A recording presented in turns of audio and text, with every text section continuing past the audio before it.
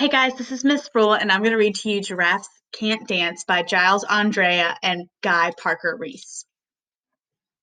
Gerald was a tall giraffe whose neck was long and slim, but his knees were awfully crooked and his legs were rather thin.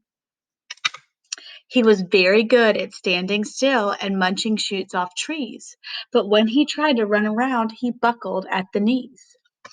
Now, every year in Africa, they hold the jungle dance, where every single animal turns up to skip and prance. And this year, when the day arrived, poor Gerald felt so sad because when it came to dancing, he was really very bad. The warthog started waltzing and the rhinos rocked and rolled. The lions danced a tango that was elegant and bold.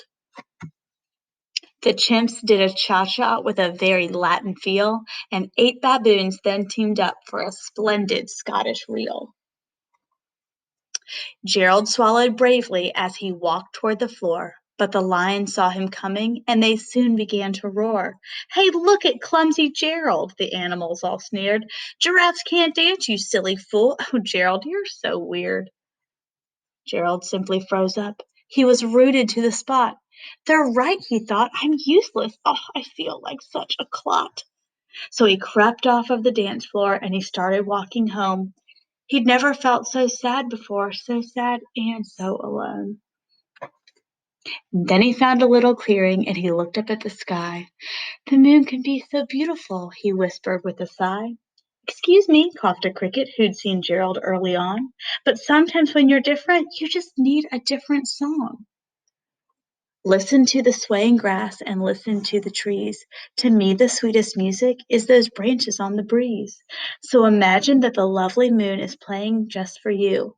Everything makes music if you really want it to. With that, the cricket smiled and picked up his violin. Then Gerald felt his body do the most amazing thing. His hooves had started shuffling, making circles on the ground.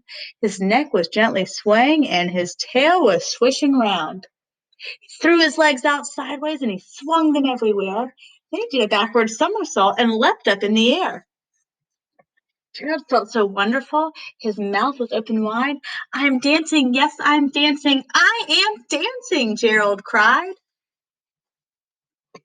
Then one by one each animal who'd been there at the dance arrived while Gerald boogied on and watched him quite entranced. They shouted, "It's a miracle! We must be in a dream. Gerald's the best dancer that we've ever seen." "How did you learn to dance like that? Please, Gerald, tell us how." But Gerald simply twirled about and finished with a bow. And then he raised his head and looked up at the moon and stars above.